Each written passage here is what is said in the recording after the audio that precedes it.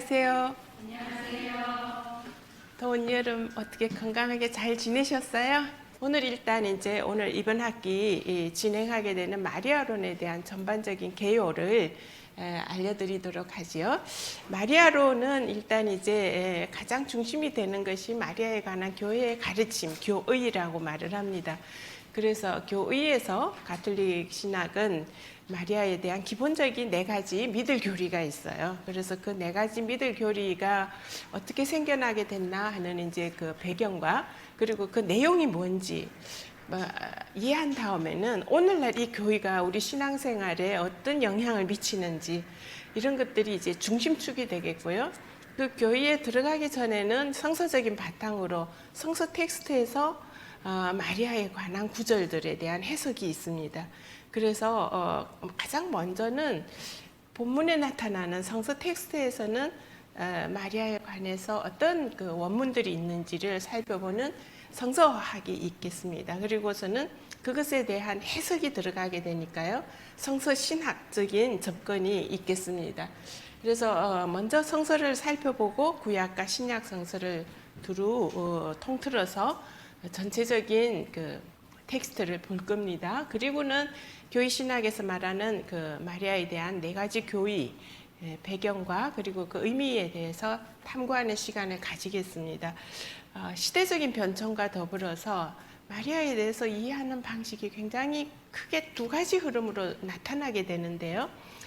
그것은 한편으로는 대중적인 신심의 흐름입니다. 그래서 대중들은 성모님에 대한 신심이 굉장히 강해요. 때로는 예수님보다도 성모님이 더 그 신심에서 우위를 차지하는 경우들이 있습니다. 그리고 실제로 천주교 신자들에 관한 의식 조사를 해보면 무슨 기도를 제일 많이 하는가 하면은 묵주기도, 그리고서 그 중에서도 마리아에 대한 신심이 어떤 때는 예수 그리스도에 대한 신앙보다도 더 강하게 나타나요. 그게 좀 대중신심. 근데 이것이 아주 초세기부터 있습니다. 그래서 이런 대중신심이 흘러가는 방향이 있고 거기에 반해서 교회의 가르침이 있어요. 그래서 교회의 가르침은 항상 어떤 자세를 가지는가 하면 마리아에 대한 신심이 중요하지만 그러나 중요한 것은 그거보다 더 중요한 것은 예수 그리스도에 초점을 맞춰야 한다. 그래서 마리아론과 그리스도론 사이에 평형을 유지하려고 하는, 그래서 어느 지점에서는 제한을 가하는, 이게 그 교회 가르침의 그 흐름입니다. 그래서 2가지 흐름이 있다는 거예요. 그 2가지 흐름 중에서 우리가 좀 균형을 잘 잡아야겠죠. 그래서 나름대로 오늘날의 어떤 마리아에 대한 신앙이 그리스도교 신앙을 이끌어가는데 영향을 주고 있는가, 그리고 그게 내 신심 혹은 나의 신앙생활에 어떤 영향을 주고 있는가, 이런 여러 상관관계를 두루두루 살피면서 마리아에 대해서 우리가 접근을 해야 되는 겁니다. 그 중에 하나의 새로운 흐름이 20세기 후반에 들었으면 여성신학적 해석학이 대두가 되면서 2000년 동안 교회 전통에서는 좀 남성 성직자 중심으로 해석을 해왔는데, 그러나 여성의 시각으로 바라봤을 때는 다른 해석을 할 수 있다. 이게 여성신학적 관점이지요.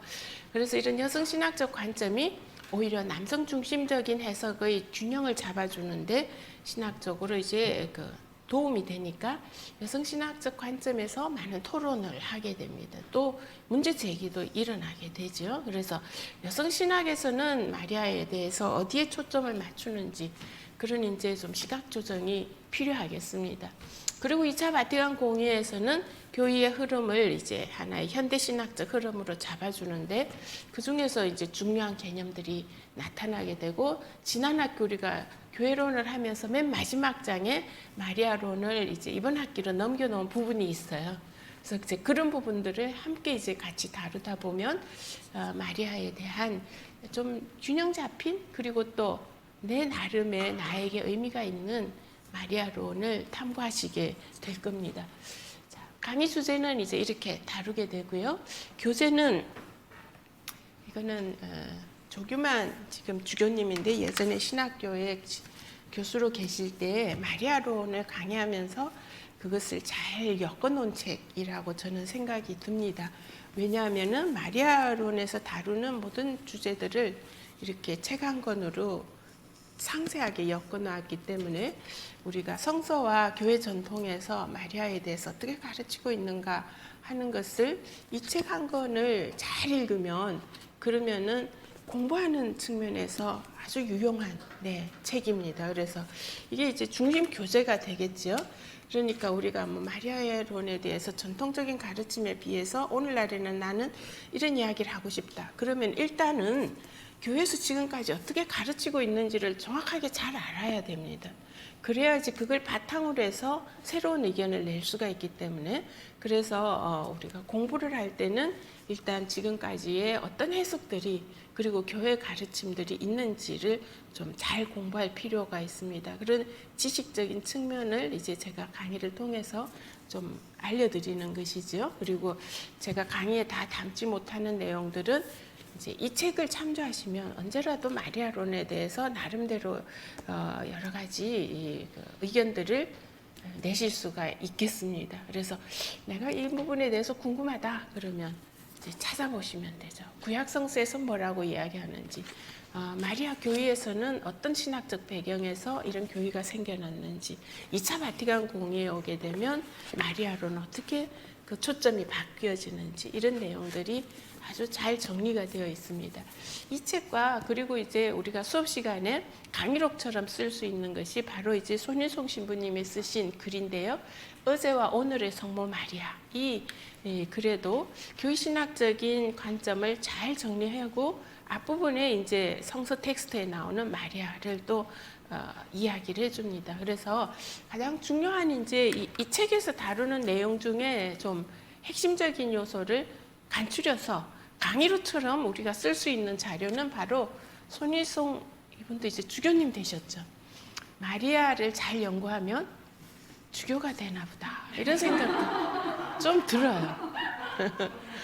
좀 왜냐하면 마리아에 대한 이런 걸 가지고 계신 분들이 좀 잘 돼요. 성모님이 보호해 주시는지 이건 이제 제 쓸데없는 소리죠. 제가 이렇게 가끔 쓸데없는 소리도 하는데요. 그건 너무 귀담아 듣지 마십시오. 손일송 주교님이 쓰신 이 논문이 또 우리가 강의록으로 쓰기에 굉장히 좋습니다. 그래서 제가 카페에다 올려놓을 테니까 프린트해 가지고 오시면 다음 시간부터는 이제 강의록처럼 우리가 이걸 읽는 거예요. 이 책을 읽기에는 너무 양이 많아요. 그래서 그걸 간추려서 잘 정리해 놓은 것이 논문이죠. 그래서 그 논문을 가지고 강의록처럼 우리가 수업 시간에 읽으면 교회 전통에서는 이 부분에 대해서 이렇게 가르치고 있구나 하는 것을 우리가 그 주교님의 글을 가지고서 잘 이해할 수가 있습니다.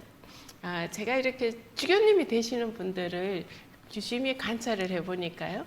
주교님들이 될 때 강론을 잘 하시더라고요. 그리고 또 그분들은 특별히 이런 뭐 견진성사 이런 거 할 때 다니시잖아요. 다니실 때 강론 준비를 하고 다니셔요. 그래서 이 주교님의 강론 중에 이제 들을 만한 강론들이 꽤 있습니다. 그래서 조규만 주교님도 제가 강론 견지성사 와서 강론하실 때 참 감명이 깊었어요. 저는 이제 주교님들이 좀 교직 관계에서 수직적이고 이제 이런 거는 좀 싫어하는데요. 강론을 잘하는 주교님에 대해서는 굉장히 저는 그분에 대한 칭찬을 아끼지 않습니다. 왜냐하면 주교님으로서 해야 할 가장 중요한 일이 바로 우리에게 신앙의 그 핵심을 알려주는 일이거든요. 그래서 그 일을 잘하시면 나머지는 조금 마음에 안 들어도 우리가 좋은 주교님이다 이제 이렇게 박수 보낼 수 있을 것 같습니다. 손일송 주교님이랑 또 여기 조규만 주교님 이 자료들을 읽게 되면 성모님에 대한 교회 가르침을 우리가 아주 잘 공부할 수 있다. 이걸 이제 좀 우리 수업 시간에 활용하도록 하겠습니다. 여성신학적 관점에서 이제 최영 수녀님이 쓰신 성심 수녀에 쓰신 성서의 여성 리더십 여기에서 이제 마리아가 보여주는 이제 좀 여성 신학적 측면을 볼 수 있고요. 그 제자인 허기 수녀님 최영순님과 함께 박사 논문을 쓴 게 소명의 관점에서 본 루카 1, 2장의 말이야. 그래서 이제 이 루카복음 1, 2장만 가지고 박사 논문을 한 건 쓰신 거예요. 그러니까 이 논문을 그냥 사사시 그냥 본문 텍스트부터 시작해서 텍스트 비평부터 시작해서 현대적 해석까지 굉장히 깊이 있게 다룬 논문이고 내용이 좋습니다. 그래서 이제 이것도 제가 PDF 파일로 다 올려놓을 테니까 좀 여성신학적 관점에서 새로운 마리아론에 대해서 좀 알고 싶다. 그런 분은 이 최영수님과 허기수님의 논문을 면밀히 읽으시면 많은 내용들을 거기에서 배울 수가 있을 겁니다. 저는 이제 여기서 조금 더 성서 텍스트는 조금 기본적으로 다루고 또 교회에서 다루는 것도 좀 기본적으로 다루고는 실제로 우리가 살아갈 때 마리아의 어떤 영성이 오늘날 살아가는데 이 신앙적인 영향을 강력하게 미치는가 좀 여성의 관점에서 이제 이런 연구를 오랫동안 했어요. 하다 보니까 마리아 영성에 대해서 저는 나름대로 무슨 영성을 주장하는가 하면요. 여성신학적 관점에서의 여성의 어떤 면모도 보지만 다른 한편으로는 마리아에게서 발견할 수 있는 것이 모성적 측면도 있죠. 근데 그 모성이 어떤 그 가정 안에서의 엄마로서 자녀를 돌보는 모성이 아니라 성서에서는 처음부터 가족을 넘어서는 그 사회적 차원을 이야기를 하고 마리아는 그런 면에서 굉장히 사회적 변혁을 꿈꾸는 그 모성 이걸 강하게 보여주었다 하는 점에 저는 초점을 좀 맞추었습니다. 그래서 이제 저는 이거를 사회적 모성 리더십 이렇게 말을 붙입니다.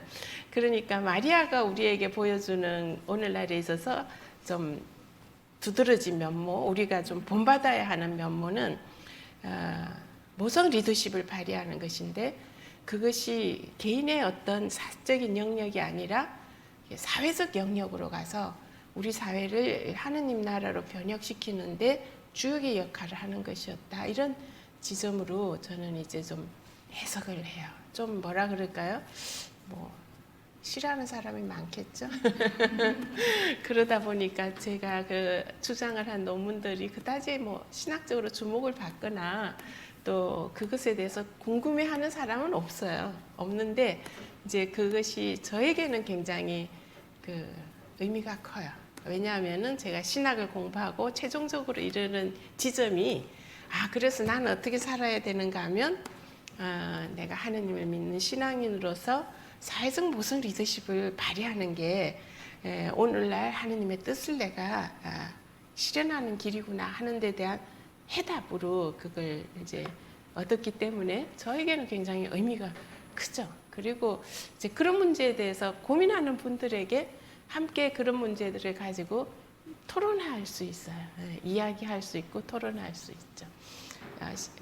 한국 가톨릭 신학 안에서는 제가 아직까지도 이런 주장을 공개적으로 한 적은 없어요. 김수환 추기경 연구소 심포지움에서 이런 사회적 모성 리더십으로 신앙을 잘 살았던 한 인물로서 최정숙에 대한 연구는 발표를 했어요. 그리고 그 최정숙에 대한 사회 영성, 그분이 보여준 것이 바로 이제 제가 주장하는 사회적 모성 리더십을 실제로 보여준 그런 이제 신앙인이었다.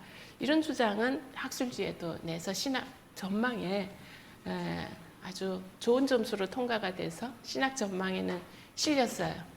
그러니까 조금씩 이제 알리는 거죠. 그런 걸 막 나서서 하기보다요.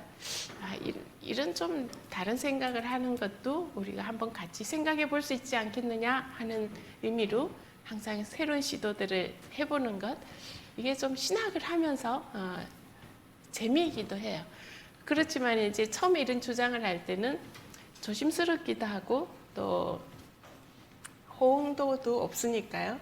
그런 것에 대해서 늘 약간의 무슨 정신을 가져야 하는가 하면 그 예언자 정신을 가져야 돼요. 내가 죽고 나서 한 30년 지나면 그래도 그 논문을 좀 인정해 줄 수 있는 사람들도 있을 거야. 뭐 이런 있잖아요. 예언자들은 항상 좀 뭐라 그럴까요? 그 시대에는 별로 환영받지 못해요. 그런데 신학은 보면 좀 그런 성격이 강하죠. 그래서 이제 하다 보면 우리가 때때로 이제 그런 용기가 필요합니다. 그런 용기가 필요해서 저는 이제 2020년에 가톨릭 사회 영성에 대한 연구 이런 거를 좀 시도를 이미 한번 해보았고요.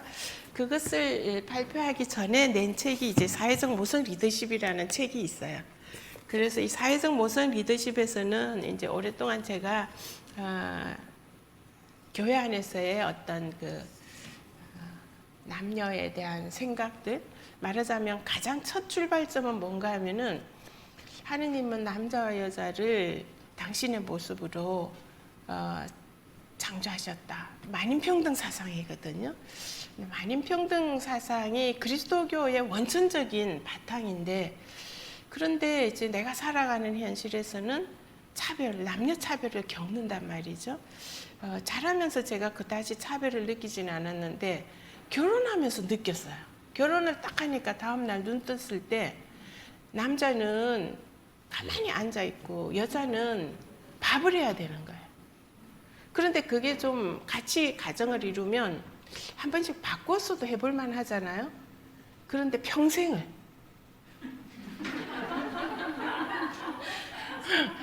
이상하지 않아요? 평생을. 그런데 안 바뀌어요. 그래서 제가 밥을 하지 않으면 이상하게 되고 남편이 밥을 하는 것도 이상하게 되고 그것이 서로 평등하게 이루어지지 않아요. 그러니까 남자는 나가서 돈을 벌고 여자는 집안일을 한다. 이게 이제 좀 역할 가사 분담, 이게 산업화 사회의 특징인데요. 그러면 그래, 남자는 나가서 돈을 버니까 여자는 집에서 밥하고 아이 길러야지. 근데 그게 바꿔됐을 때 우리 남편은 은퇴하고 놀아요, 집에서. 근데 저는 아직 일을 해요. 올해까지. 은퇴가 아직 더 남아가지고 이번 학기가 마지막이라서 이번 학기까지 열심히 일을 해요. 그런데도 집안일 밥은 제가 해야 돼요. 이상하지 않아요? 그게 이상한 거예요. 그리고 처음에 결혼했을 때는 이건 정의롭지 않다. 정의롭지 않다는 생각이 들었어요.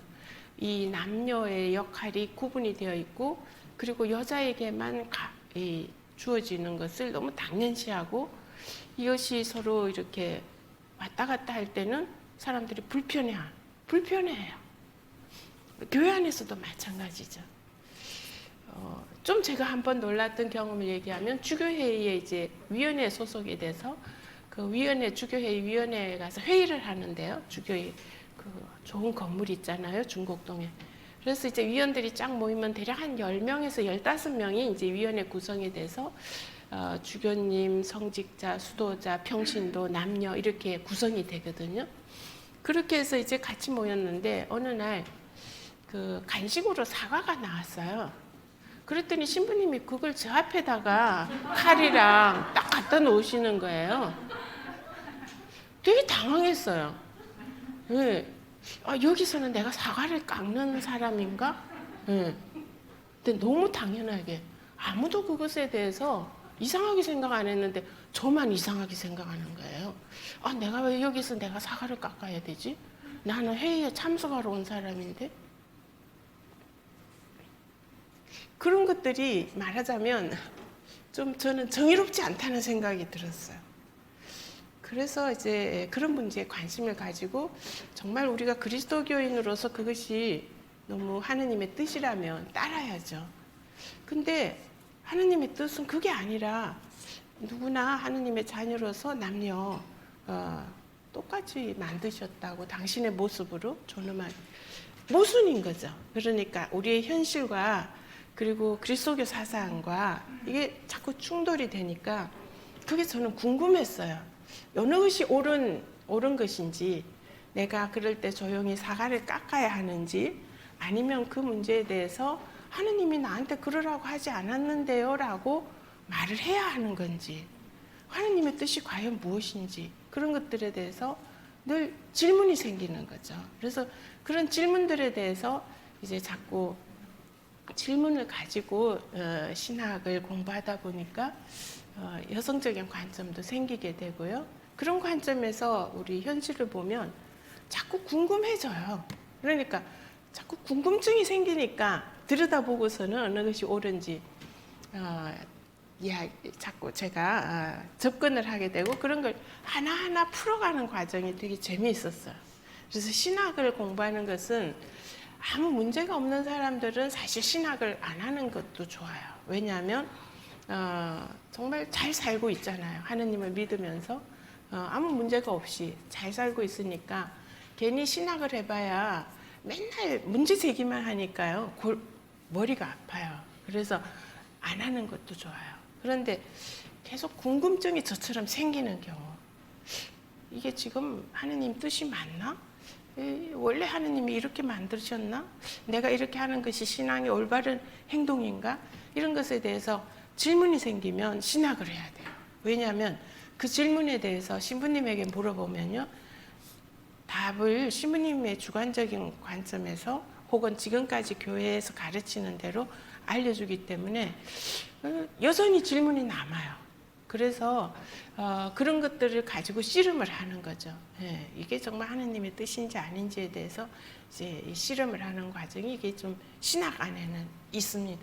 그래서 제가 신학을 공부하면서 항상 이제 이런 문제들에 대한 답을 얻을 때 작은 기쁨들이 생기고 또 그런 것들이 나를 굉장히 자유롭게 또 하느님에게 더 가까이 맞아, 하느님의 뜻 이게 맞아, 이렇게 하느님에게 내가 점점 더 가까이 갈 수 있는 길을 신학이 열어주었기 때문에 지금까지도 저는 이제 이 문제들을 가지고서 늘 씨름을 하고 있습니다.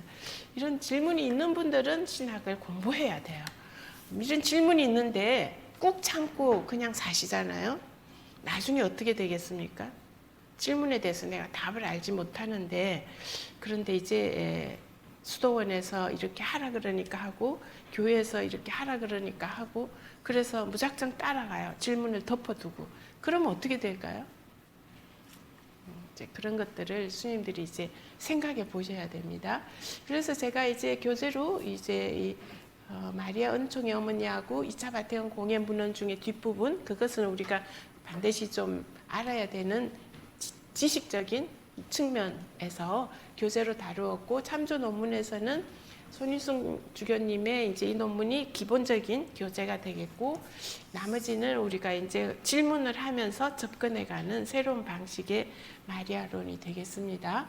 그래서 부교절에서 제가 만든 이 책을 소개해드리고, 이 책은 안 팔아요. 팔아봐야 사볼 사람도 없을 거예요. 그런데 이제 제가 연구한 여러 가지 연구 논문들을 모아서 이제 책으로 만들고, 이 책으로 만드는 비용을 이제 연구재단에서 받아서 그 돈으로 이제 출판을 하고, 그리고 이렇게 우리가 필요할 때 공부하는 교재로 써요. 그래서 이미 받으신 분들도 계실 거고요. 아마 안 받으신 분들은 제가 이걸 그냥 드려요. 우리 집에 막 쌓여 있어요. 막 쌓여 있어가지고 달라 그러면 너무 기쁘게. 예.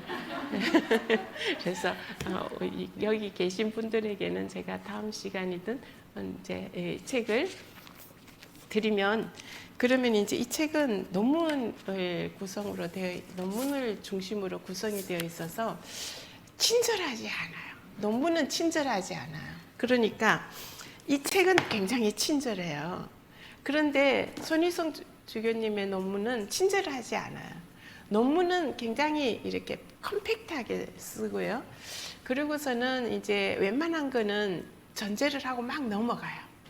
그래서 상세하게 설명을 안 하니까 이것을 이제 그 흐름에서 같이 토론이 안 되어 있던 상태에서 들여다보면 많은 부분들이 생략된 채로 막 넘어가니까요. 친절하지 않은 거죠. 그래서 그럴 때는 내가 잘 모르겠다 그러면 그냥 막 넘기시면 되죠. 왜냐하면 친절하지 않은데 그걸 내가 막 알겠다고 막 그럴 필요가 없잖아요. 그러니까 책을 읽으실 때 스님들이 책의 내용이 잘 안 들어와서 이거 내가 이거 잘 이해를 못하나 보다라고 죄책감을 절대 가질 필요가 없어요. 그러니까 특히 신학 논문들이 그렇죠. 신학 논문들을 읽으면 뭔 소린지 잘 몰라요. 그럴 때는 내가 관심 있는 주제에서 서론과 결론만 읽으셔도 돼요. 본론에서는 이제 그거 자신이 주장하는 거를 증빙하려고 막 이것저것 끌어다가 막 주장을 하는 그 논증 과정이거든요. 그런데 이제 이 논문에서 뭘 얘기하려고 하느냐 하는 것을 알아듣기 위해서 서론과 결론은 좀 그래도 알아듣기 좋게 풀어서 써요. 그래서 신학 책들이나 신학 논문들을 읽으실 때 읽다가 머리가 아프다 그러면 넘어가 버려도 돼요. 그리고서는 이제 어느 부분들을 따라가서 읽다 보면 그게 이제 내 사고를 형성하는 데 도움이 되고 어느 정도 이것이 되다 보면요. 그 다음에 나중에는 본론도 들어와요. 그러니까 처음부터 끝까지 막 내가 다 이해하겠다 이렇게 시작을 하면 중간에 덮어버리기 마련이니까요. 그렇게 하지 마시고 여기서 이제 2년 과정을 마치시잖아요. 2년 과정을 마쳐서 좀 주제별로 이제 어느 정도 기초 지식을 배우셨죠. 그런 다음에는 개인적으로 이제 관심 있는 글들을 좀 찾아서 요즘 인터넷상에서도 잘 찾을 수 있어요. 그래서 그런 걸 찾아서 서론과 결론을 읽으면서 관심 있는 부분들을 접근해 가시면 원하는 답들을 얻으실 수가 있습니다. 그래서 신학 공부하는 게 어렵지가 않고 또 이게 질문이 많으신 분들은 신학이 굉장히 도움이 된다 하는 말씀을 드리고 싶어요. 이 책을 제가 나눠드리고 이제 또 이은기 선생이 쓴 욕망하는 중세에는 여기는 마리아 도상에 대한 미술사로서의 이제 전문적인 책이에요. 그래서 여기서 나오는 내용들을 그 마리아 도상에 관련된 것들을 좀 소개를 해드릴 겁니다. 이은기 교수는 모건대에서 미술사 교수를 하고 은퇴를 했는데요. 어느 날 이제 제 강의를 듣고는 대모님을 좀 써주세요. 이렇게 메일이 온 거예요. 그래서 이제 저랑 인연이 닿아서 그래서 이제 대모님을 쓰겠다. 견진성사의 대모님을 쓰겠다 하고 만났더니 저보다 나이가 많으신 분이었어요. 근데 가능하대요, 그게. 그래서 그분이 꼭 저보고 대모님을 써달라 그래가지고 그래서 이제 인연이 맺어져서 이분과 개인적으로 알게 되었는데 그 당시에 제가 이런 마리아에 대한 연구도 하고 이러면서 텍스트와 성서 전통 그러니까 교회 전통 주로 다 텍스트입니다. 텍스트로 하면서 당시에 제가 이게 텍스트가 말하지 않는 부분을 사람들이 그림으로 표현을 하는구나. 그러니까 서양에서는 예전에 사람들이 글을 모를 때 교회 가르침을 전부 그림으로 도상으로 그려서 그 가르침이 그 속에 다 들어있죠. 그러다 보니까 텍스트에서 말하지 않는 부분들을 이제 이미지로 자료로 좀 더 접근을 해야겠다. 이런 생각을 가지고서 나름대로 좀 이런 이미지 자료들, 그림 자료들에 대한 해석을 제가 시도하고 있었어요. 그리고 이제 정웅무 신부님이 또 그런 그림에 대해서도 또 막 미술사를 공부하기 시작하면서 서울교구의 홍보실 담당하시고 그러면서 또 연결이 돼서 그 그림에 대한 이야기들을 많이 주고받으면서 앞으로는 이 그림에 대한 연구도 신학에서 같이 병행하면 참 좋을 것 같습니다. 막 이제 그러던 때 이분을 만난 거예요. 그런데 이분이 미술사 전공인 거예요. 하느님이 맺어주셨구나. 그런데 이분은 또 미술사를 미술사적으로만 공부를 하니까 교의적인 내용에 대해서 늘 이제 좀 자신이 없었던 거죠. 교회는 이렇게 가르치는데 그림은 다르게 나와 있으니까. 그러니까 또 이분도 저를 만나서 너무 좋아했어요. 그래서 논문 쓸 때마다 뭘 보내는가 하면 이 말이 지금 맞는 말인가요? 뭐 교회에서 이렇게 가르치는 이 구절들에 대해서 이게 지금 올바른 해석인가요? 용어에 대해서 이런 용어를 우리말로는 뭐라고 번역해야 이게 맞는 말인가요? 이런 것들을 이제 저에게 물어보고 저는 이제 이분이 연구한 그림들을 가지고서 새로운 해석들을 또 시도할 수 있고 그래서 이분을 만나고서는 우리 둘 다 너무 도움이 많이 됐어요. 도움이 많이 되고 지금까지도 너무 이제 좋은 관계를 유지해서 오늘 아침에도 카톡을 아침에 아침부터 일어나서 아침 식사 준비하고 이제 또 수업하러 막 달려가시겠네요. 막 이렇게 써서 보낸 거예요. 아침에. 그래서 제가 밥은 하지 않고요. 수업 준비만 하고 가고 있습니다. 여기 동네 살아요. 모건대를 은퇴하고는 이쪽에 와서 살아가지고요. 그래서 이분의 그런 여러 그동안의 여러 학문적인 것들을 제가 도움을 많이 받고 또 소개해 드릴 수가 있죠. 그리고 그림이 필요하면 여기다가 말하면 째까다 오죠. 그래서 중간에서 이제 저는 그런 걸 할 때 느껴요. 하느님이 지금 나를 도우시는구나. 그리고서는 이분의 개인적인 이야기는 제가 하면 안 되죠. 하면 안 되는데 어쨌든 좀 이분이 굉장히 힘든 시기에 함께 하면서 그분은 굉장히 도움을 받았다고 생각을 해서 이태리 여행을 기획을 해서 미술 박물관을 다 이렇게 다니면서 원본을 그림을 보면서 설명을 들을 수 있어요. 한 보름 이상을 이태리 가서 쫙 도는 거예요. 그러면서 이제 당시 제가 했던 연구 과제들의 그림들을 찾아다니면서 같이 보고 그리고서는 이제 논문에도 좀 쓸 수가 있었고요. 그리고 그런 그림들이 사회적 모성 리더십이라고 하는 걸 주장하는데 좀 근거 자료로도 그러니까 아무도 주목하지 않았는데 그 그림들이 있으니까요. 그것에 대해서 제가 해석해 주면 그것이 이제 새롭게 밝혀지는 거죠. 그러니까 똑같이 보더라도 보는 사람에 따라서 이 그림을 어떻게 바라보느냐에 따라서 시선이 다르게 갑니다. 해석도 달라져요. 그래서 이제 그런 작업들을 좀 해보았습니다. 이 시대에 다시 만난 여성 신비가들이라는 걸 여성신학계에서 이렇게 각 수도의 영성들 또 이런 거를 밝히는 글들을 모아놨는데요. 여기는 이제 마리아에 대한 신심이 구체적으로 어떤 활동으로 나타나는지를 볼 수 있어요. 수도회마다 다르죠. 활동이 다른데 그런데 마리아의 영성을 중심으로 한 수도회들이 아주 많아요. 그래서 각 수도회마다 마리아의 어떤 영성에 초점을 맞추는가 이게 상당히 중요하죠. 그래서 그것들을 좀 이렇게 들여다보면 마리아에 대한 새로운 해석들 그리고 상당히 현실적인 감각으로 다룰 수가 있습니다. 이런 것들을 우리가 함께 좀 자료로서 사용하려고 합니다. 주차별 주제를 쭉 이렇게 플랜을 보시면은 강의 계획서에도 나와 있는데요. 오늘은 이제 전체를 개관하고 그리고 이제 함께 좀 문제 제기부터 하도록 하겠습니다. 다음 주에는 추석이어서 휴관이에요. 그리고서는 이제 16일에 성서부터 시작해서 우리가 이제 기본적으로 배워야 하는 내용에 들어가게 되겠습니다. 그래서 다음 주에 제가 아까 논문이랑 강의록을 올려놓을 테니까요. 16일부터는 그걸 프린트해 가지고 오시기 바랍니다. 그래서 구약성서에 나타나는 마리아론, 신약성서에 나타나는 마리아론, 성서 텍스트를 가지고 좀 보고 그런 것에 대한 이제 성서신학적 해석들을 좀 보겠습니다.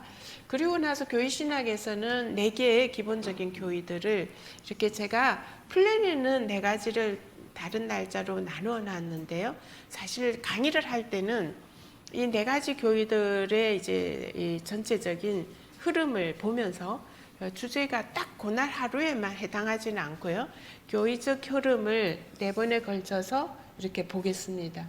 그리고 나서 이제 이 교회신학에서 2차 바티칸 공의회 때 어떻게 달라지는가 하는 것에 좀 초점을 맞추어서 우리가 지난 학기에 하지 않았던 부분을 이때 교회신학에 덧붙여서 보겠습니다. 같은 흐름 속에서 나타나는 거니까요. 그 흐름에서 변화되는 과정을 보면 현대사회에서 교회는 마리아를 어떻게 보고 있는가 하는 것이 좀 일목요연하게 보여집니다. 다음은 이제 마리아 영성인데 대중들의 마리아 신심과 그리고 그 마리아 영성을 실천하면서 나타나는 여러 가지 활동들이 있습니다. 그래서 그런 것을 또 살펴보도록 하겠습니다. 그렇게 되면 이제 한 학기 마지막이 돼요. 그리고서는 마무리가 되는데 이렇게 쭉 해나가면서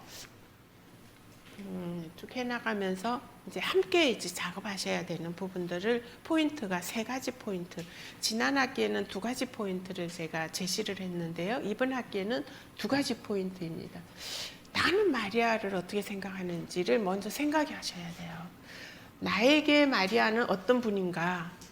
자신의 경험, 생각, 느낌, 바램 이런 기타 등등 자신을 들여다보죠. 말하자면 마리아에 대해서 나는 지금 어떤 방식으로 그분을 이해하고 나의 신앙생활에 그걸 적용하고 있는지, 그리고 마리아에 대해서 어떤 지점을 받아들이고 어떤 지점에 대해서 나는 저항하고 있는지, 그런 것들을 정리를 해봐야 됩니다.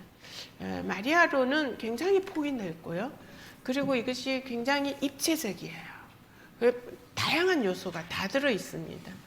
그래서 내가 어디에 초점을 맞추면서 마리아 영성을 가지고 있는지를 생각하는 것은 마리아로는 배우는 그 출발점에서 매우 중요해요. 그래서 이것을 가지고 한번 정리를 해보는 것, 다음 주가 마침 우리가 수업이 없으니까요.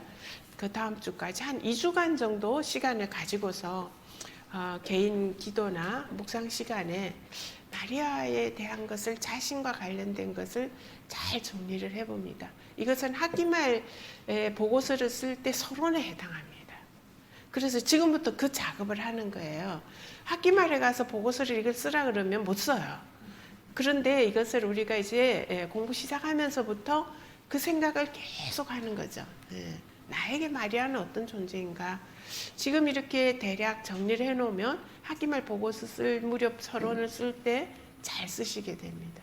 그러니까 일단 그 3분의 1 정도를 내가 이미 학기말에 써야 하는 부분을 쓴다라고 생각을 하고요. 그리고서는 이 부분을 작업을 시작하시기 바랍니다. 두 번째는 우리가 이제 배워가면서 마리아에 대한 교의가 4가지인데, 동정녀 마리아, 그리고 하느님의 어머니, 그리고 무염시 때 죄가 없으신 분, 원죄 없이 잉태되신 분, 그리고 이제 몽수승천, 돌아가신 후 하늘로 드리어졌다 하는 이제 4가지 교의가 있는데요. 그 마리아 교의에 대해서, 마리아 교의는 이게 역사적 사실을 이라기보다는 그야말로 신앙의 전승이에요. 그래서 이것은 믿어야 할 교리가 돼요. 그러니까 이것이 역사적 사실이면 그냥 확실한 거죠. 예수님이 나자렛에서 태어나셨다 이러면은 역사적 사실이니까 뭐 믿건 말건 상관이 없이 그거는 이 팩트로 있는 겁니다. 우리가 보통 현대인들은 이 팩트를 굉장히 중요하게 생각을 해요. 팩트, 과학적 근거. 이것이 사실관계에 확인이 돼야 되는 거죠. 그런데 마리아 교회는 다 아니에요. 동정녀가 어떻게 애를 낳아? 라는 질문부터 시작했어요. 그 다음에 이제 하늘로 들어 올리졌어? 사실적으로 만약에 이것이 정말 그렇다면 지금도 그런 현상이 일어나야 하는데 없어요. 그러니까 이 4가지 교회가 다 뭔가 하면 팩트라고 말하지는 못해요. 그런데 이것은 교회가 가르칠 때 이거는 마리아에 대해서 믿어야 돼요. 그러니까 이 믿어야 하는 교리인 거죠. 처음에 이제 신자들이 영세 받기 전에 예비자 교리를 하면서 마리아에 대해서 우리는 이 4가지 교리를 믿어야 하는 교리로 교회가 반포하고 있고 이것은 무조건 믿어야 됩니다. 그러면은요, 처음 이 성당에 온 사람들은 아무리 믿으려고 해도 믿어지지가 않아요. 믿어지지가 않아. 도대체 동정녀에게서 처녀의 몸으로 예수를 낳았다는 게 이게 이제 교회에서 믿으려니까 믿긴 믿는데 마음 깊이 어째 그런 일이 생길 수가 있나. 마리아가 아들을 낳았다고 해서 그게 그래서 뭐 큰 의미가 있나.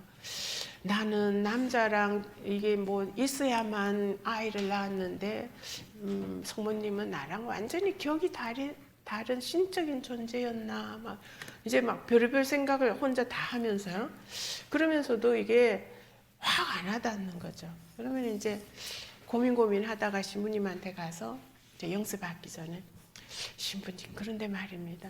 동정녀에게서 이 동정녀 마리아라는 이 교회를 믿어야 한다고 생각은 하는데 잘 믿어지지가 않는데요. 제가 잘못 그런 말 하다가는 한 대 얻어맞아요, 머리를. 믿어라 그러면 믿어야지. 막 이렇게 되는 거예요. 그러면 이제 찍소리 못하죠. 믿어야 되나 보다. 굉장히 부대껴요, 이게. 그러니까 자신의 이성적인 생각을 포기하고 완전히 신앙적으로 믿기만 해야 무조건 믿어야 되는 내 신앙을 무시하면서 이제 이성을 무시하면서 신앙으로 가야 하는 이제 이런 그 선택을 강요받게 되는 거예요.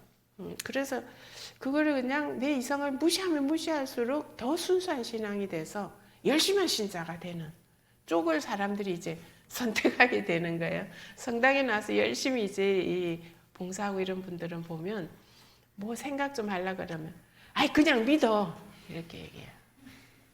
무슨 생각을 네 생각이 뭐 얼마나 옳다고 하느님은 네 생각도 다 알고 계셔. 그런 마음 갖는 것 자체가 불순해. 이렇게 되는 거예요. 그런 생각 믿어지지 않는 갈등하는 그 자체가 내가 너무 불순해지는 거예요. 그러니까 그 다음부터는 어떻게 해야 돼요? 속에서 생기는 의문이나 질문들은 무조건 눌러야 되는 걸로 생각. 이게 이제 좀 신앙인으로서 좀 올바른 자세. 이렇게 이제 각인이 되는. 자, 이렇게 해서 이 걸림돌이 어디서부터 시작이 되는가 하면 마리아에 대한 신심에서부터 많은 부분 시작이 돼요. 그래서 뭔가 질문하면 안 되고 문제 제기해도 안 돼. 그래서 얼마 전에 제가 지난 학기에도 한번 얘기를 했지만 본당 신부님이 새로 오시고 코로나 시국에 이제 본당에도 별로 이제 미사가 없고 이러다가 이제 신부님이 갈려서 새로 본당 신부님 오셨는데 아직 우리가 신부님과 이렇게 잘 만나지도 못한 상태에서 영명축일이 되니까 이제 쫙 구역장을 통해서 오는 거죠. 카톡방에 신부님을 위한 영적 제물 무슨 사제를 위한 기도, 뭐 미사, 뭐 또 뭐 예물, 뭐 이래가지고 각자 다 한 거를 이제 올려요. 거기 카톡방에 올리면 구역장에 쫙 수합을 해서 그 다음에 이제 이게 전체 올리면 그걸 이제 영적 제물로 본당 신부님에게 가는 거예요. 근데 이제 나는 아직 본당 신부님이 어떤 분인지도 잘 모르고 이런 기도를 바치는 것이 신앙적으로 이게 무슨 의미가 있는지에 대한 질문이 생기는 거예요. 저는 딴 사람들은 안 생기는데 제가 생기는 거죠. 그래서 이제 그 이야기를 그 친구가 구역장을 하니까 얘기를 했어. 야, 근데 이걸 왜 우리가 도대체 해야 되는 거냐? 응? 그리고 나는 이거 좀 하고 싶은 마음이 안 든다. 이 기도가 뭐 그다지 신부님에게 도움이 될 것 같지도 않고, 그리고 모든 신자들이 그리고 또 꼭 오는 것은 여성 구역장을 통해서 여성 신자들에게만 오니까, 그러니까 이게 과연 정말 필요하냐 이제 이런 질문을 해서 그랬더니 그런 얘기 아무도 안 하고 그냥 다 올린대. 이 문제에 대해서 내가 신학적으로 좀 논문을 한번 써보는 것도 괜찮을 것 같아. 사람들은 어떻게 생각하는지, 그런 영적 재물을 받을 때 신부님은 어떻게 생각하는지, 그것이 정말 신부님에게 정말 사지생활에 도움이 되는 것인지, 이런 것들에 대해서 좀 궁금하지 않니? 그러니까 그런 것들을 우리가 좀 자유롭게 이게 꼭 필요한지, 그리고 이제 이게 가지는 신앙적 의미가 무엇인지 그런 걸 알고 나서 하는 거는 괜찮은데 질문이 드는 상태에서 하는 것은 좀 난 아닌 것 같아. 그래서 이 질문이 들 동안 나는 하지 않겠어. 그리고서는 딴 사람들은 다 올리는데 저는 안 올렸어요. 그랬더니 너 그런 소리 구역 모임에서는 하면 왕따 되니까 하지 말래. 그 말 하면 너는 왕따 당한다는 거야. 아, 그래? 그러면 그냥 구역 모임에서는 안 하고 그냥 개인적으로 사람들 만나면 물어봐야겠다. 시부님들한테도 나 물어보고 싶은 거예요. 궁금하지 않아요, 그런 거? 정말 궁금해. 그랬더니 이제 이 친구가 하는 말이, 야, 영적 재물도 그렇지만 너무 아무 말 없이 그런 물적 예물 같은 것도 너무 중요해 이러는 거예요.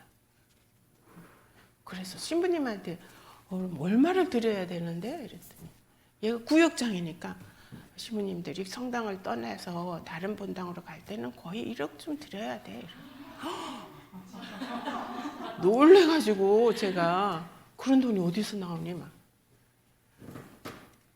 그렇게 물어봤어요. 그래서 그런 것에 대해서 계속 제가 질문이 생기는 거죠. 그런 게 궁금하지 않아요? 네, 어쨌든 저는 제가 확인한 건 아니고 구역장이 그렇게 말하니까 그런가 이제 이러고 있는데요. 어쨌든 그런 것들이 우리 교회 안에서 이 질문을 할 수 있지 않아요? 그런데 질문 자체가 이게 불손한 게 되는 거예요. 내가 교회에 불만이 많은 사람이라든지 교회에 따르지 않는다라든지 뭔가 이제 좀 그런 말할 수 없는 분위기가 있어요. 왕따 당한다는 말을 들었을 때 제가 왕따는 안 당해야지. 그럼 나만 이런 생각을 하나? 그럴 것 같지 않은데 말이지. 그러니까 수님들도 아마 그런 게 있으실 거예요. 질문이 생기면 그런 것에 대해서 자유롭게 말할 수 있어야 하는데 그런 이야기를 잘못 얘기했다가는 수녀원에서 왕따 당하면 수녀원 안에 못 살 거 아니에요. 조심하지 않으세요? 제가 지난 학기 보고서를 받았는데 그 보고서에 어느 수녀님이 그런 이야기 막 쓰셨어요. 그래서 그 보고서를 읽으면서 처음에 읽을 때는 제가 막 수녀님 이래가 수도원에 사실 수 있을까? 수도원에서 나오시면 어떡하지? 막 이런 걱정이 되는 거예요. 질문이 너무 많고 비판적이니까 그 수녀님이 이 자리에도 계신지 모르겠는데 제가 조금 하나 예를 들면 제2방에 수녀 본당에 나가서 일을 하는데 처음에는 이제 제2방에 가서 일을 하게 되는데 그 제2방에서 매번 신부님의 그 사제복 제의를 늘 반듯하게 다려서 딱 해놔야 되는 거예요. 근데 이제 수녀님이 그게 이제 하시다가 이게 중요하다고 해서 하긴 하는데 이게 정말 나의 그 수도 생활에 이게 정말 중요한 일인가 하는 질문이 생긴 거예요. 그리고서는 이제 그 질문에 대해서 이제 뭐 수도에서 가르치죠. 그게 얼마나 또 중요한 일인가 하는 거. 그러니까 그걸 가지고 하긴 하는데 본당에서 일을 하시면서 이제 그것에 대해서 이제 문제 의식을 느끼게 됩니다. 문제 의식을 느껴서 신부님은 그냥 미사 끝나면 제의를 휙 벗어놓고 나가시는데 수녀님은 들어가서 매번 제의를 이제 막 해야 한다는 게 짜증이 나지 그건. 왜냐하면은 지금도 있잖아요. 가정에서 예전에는 엄마들이 남편이 옷을 와이셔츠를 다려서 반듯하게 해놓지만요. 지금 아무도 안 해요. 그거를. 왜 아무도 안 하는가 하면요. 그거 다리는 게 쉽지가 않아요. 일이 너무 힘들고요.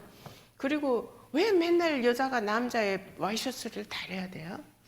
그거 웃기잖아요. 밥을 하는 것에 대해서 제가 질문하는 것과 마찬가지로 와이셔츠를 다려야 되는 것도 짜증나는 일이에요. 그러니까 어떻게 이제 머리를 쓰는가 하면 여자들이 이걸 싫어하니까 와이셔츠 만드는 회사가 다림질 안 해도 되는 감으로 와이셔츠를 만들어. 그럼 걔가 잘 팔려.